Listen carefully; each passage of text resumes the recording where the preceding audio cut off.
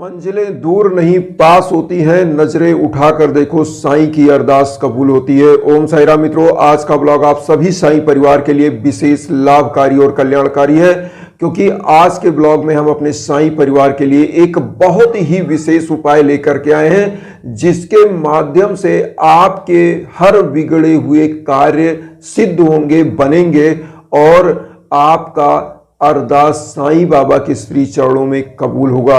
क्योंकि बहुत सारे साईं भक्त कहते हैं कि गुरुजी मैं इतने दिन से पूजा कर रहा हूं, ऐसे पूजा कर रहा हूं, मेरी मनोकामनाएं पूरी नहीं हो रही हैं, क्या बात है। अगर आपके दिमाग में ये बात आए कि आखिर मैं ऐसे कर रहा हूं, ये कर रहा हूं, मेरी मनोकामनाएं पूरी क्यों नहीं हो रही हैं, तो आपको वहीं पर अपने आप को चेक करना चाहिए कि आखिर कमी कहां रह जाती है। यहां पर इस उपाय को बताने से पहले मैं आप सभी लोगों को दो बातें बताना चाहता हूं, जो साईं बाबा ने अपने जीवन के सार तत्व के रूप में बोला था। वो क्या है? श्रद्धा और सबरी।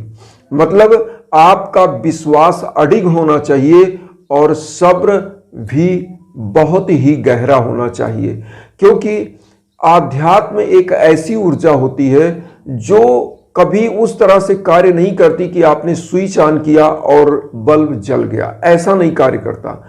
आध्यात्म की ऊर्जा अदृश्य रूप में आपको ग्रूम करती है। अब यहां पर मैं आपको हवन से जोड़ूंगा। देखिए, हवन क्या होता है? हवन में जो आप आहुति डालते हो वो तो अग्नि में भस्म होता है और उसकी राख बचती है। मतलब आप देवताओं को डायरेक्ट ऐसा आहार देते हो, उनको खुश करते हो और उसी प्रसन्नता का जो अदृश्य ऊर्जा है, रेज है, एनर्जी है, वही आपको ग्रूम करके आपके लक्ष्य तक पहुंचाती है।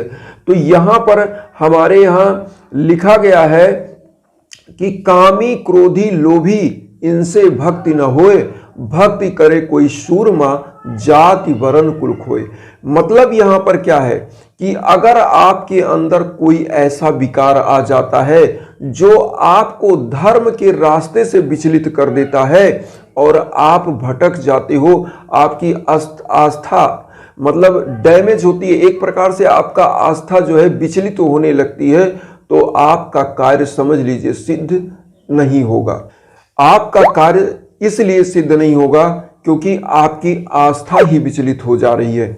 यहां पर सबसे बड़ी चीज होती है आस्था अडिग होना चाहिए। जिस प्रकार से अभी आपने होली मनाया, और होलिका क्यों मनाई जाती है आप सब लोग जानते हैं। 2 सेकंड में आपका समय 2 मिनट लूंगा, क्योंकि प्रहलाद एक ऐसा अडिग बच्चा था जो ईश्वर का ध्यान करता था और उसका पिता जो था वो एक प्रकार से राक्षसी सोच का था, जो नहीं चाहता था कि किसी देवता का कोई स्मरण करे। वो चाहता था वो मेरा ही स्मरण करे, मेरा ही पूजा करे। तो प्रहलाद क्या हुआ कि वो भगवान विष्णु का और सभी लोगों का आराधना करना शुरू किया और अपने विचारों पर अडिग रहा। लास्ट में उसके पिता ने क्या किया, एक अन्याय शुरू किया और अपनी बहन के साथ, जिसका नाम होलिका था, उसी के गोद में बैठाकर इसको चिता में भस्म करने लगा। और हुआ क्या कि होलिका जल गई, लेकिन प्रहलाद बच गया, क्योंकि उसकी आस्था अडिग थी। यहां पर आपको आस्था बहुत ही जरूरी है, जो मैंने समय आपका ये 2-3 मिनट लिया है बताने के लिए, क्योंकि मैं यही चाहता हूं कि आप श्रद्धा और सब्र के साथ कोई उपाय करें। तो आज आइए जानते हैं उपाय क्या करना है। जैसे मित्रों, मैंने आपको कई बार ये बताया है कुछ मंत्रों का जाप करने के लिए। मंत्र क्या होते हैं? मंत्र आपको कंसंट्रेट करते हैं। कंसंट्रेट मतलब आपकी एकाग्र चित्ता को बनाते हैं।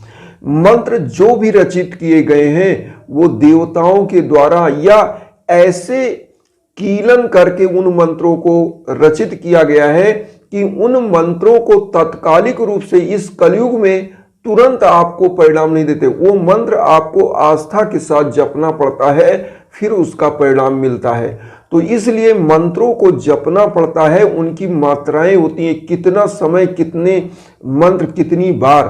तो जो मैं मंत्र बताता हूं, चूंकि हमारे यहाँ वेदों में, पुराणों में 108 जो शब्द है, जो गिनती है, ये बहुत ही शुभ माना जाता है। कोई भी मंत्र 108 बार, 51 बार, 21 बार, 11 बार जो शुभ अंक है इतना ही जाप करना चाहिए। तो जैसे मैंने कोई मंत्र आपको 108 बार बताया, अगर आपके पास उतना टाइम नहीं है तो 51 बार जाप करिए, उतना नहीं है तो 21 बार जाप करिए। लेकिन उन मंत्रों का जाप करेंगे तभी उसका परिणाम मिलता है, क्योंकि जो मैं हवन करता हूं, मैं आपको बताऊं, उसमें मैं 9 ग्रहों का मंत्र का जाप करता हूं, उसके बाद फिर मैं महामृत्युंजय के मंत्र का जाप करता हूं, और उसके बाद साईं बाबा के मंत्रों का जाप करता हूं, फिर हवन होता है। तो तभी आपको त्वरित लाभ होता है। तो इसीलिए मैं आपको कहना चाहूंगा कि जो आज मैं उपाय लाया हूं उस उपाय को करिए। और उस उपाय में सबसे पहला तो आपको ध्यान क्या देना है कि कंसंट्रेशन के लिए आप क्या करिए, साईं बाबा का ध्यान कर लीजिए। जैसे ध्यान इस रूप में कि बाबा शिरडी में साक्षात आपके सामने समाधि के रूप में और मूर्ति के रूप में विद्यमान है, और आप शिरडी में साईं मंदिर में बैठे हुए हैं और बाबा के सम्मुख पूजन कर रहे हैं। अपने घर की मंदिर में ऐसा विचार बना के बैठे। तो आज के उपाय में आपको क्या क्या लेना है, आपको लेना क्या है, और अपनी चीजों को कैसे अरदास को बाबा को कबूल करवाना है। यहां पर सबसे पहले चीज तो मैं बताना चाहूंगा कि आप एक घी का दीप लीजिए, क्योंकि बाबा हमेशा शिरडी की द्वारिका माई मंदिर में एक दीप जरूर प्रज्वलित करते थे। तो बाबा की पूजा में एक दीप प्रज्वलित करिए और धूप बत्ती प्रज्वलित कर दीजिए। यहां धूप बत्ती मैं क्यों बताता हूं प्रज्वलित करने के लिए, क्योंकि साईं बाबा अपने यहां धूनी प्रज्वलित करके बैठते थे। तो धूनी उनकी आज भी बाबा ने उस समय जलाया था, आज भी प्रज्वलित है वहां धूनी, और उसी धूनी की ऊदी को ही हम लोग महत्व देते हैं, और वहां का महत्व भी यही है। और अपने समय में भी बाबा उसी ऊदी को लोगों को देते थे, उसी से लोगों की मनोकामनाएं, रोग दोष कलेश विकार मिट जाते थे। तो करना क्या है, एक धूप बत्ती जलाइए, एक घी का दीप जलाइए, और एक मंत्र का आपको जाप करना है। ओम सिद्ध संकल्पाय नमः, ओम सिद्ध संकल्पाय नमः।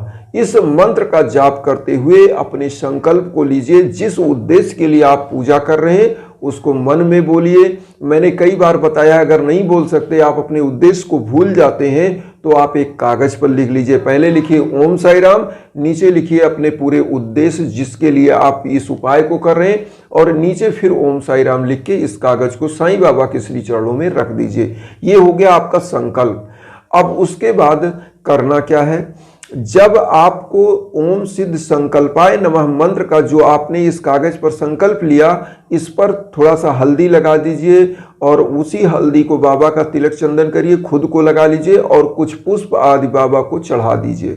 और इस कागज पर जो आपने उपाय लिखा, मतलब अपना संकल्प लिखा है, जिस उद्देश्य से आप पूजा कर रहे हो, इसको बाबा के श्री चरणों में रख दीजिए।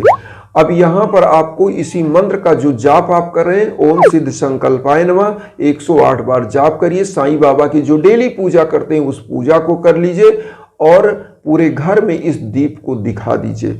दीप दिखाने का मतलब होता है जो आपके घर में निगेटिविटी होती है वो समाप्त हो जाती है, और जब निगेटिविटी समाप्त होती है तो आपकी मनोकामनाएं भी पूरी हो जाती हैं। और निगेटिविटी समाप्त होने का तात्पर्य यहाँ यह है कि पूरे परिवार की निगेटिविटी समाप्त होती है। घर का कलह, जो घर में एक प्रकार से क्लेश है, लड़ाई झगड़े, धन की कमी, वो सब आपको प्राप्त होने लगती है, और सब कुछ शांति का वातावरण घर में बनता है। तो ऐसा करिए, और जब आपका उद्देश्य पूरा हो जाए तो जो संकल्प वाला कागज है इसको किसी पीपल के नीचे या किसी नदी में प्रवाहित कर दीजिए।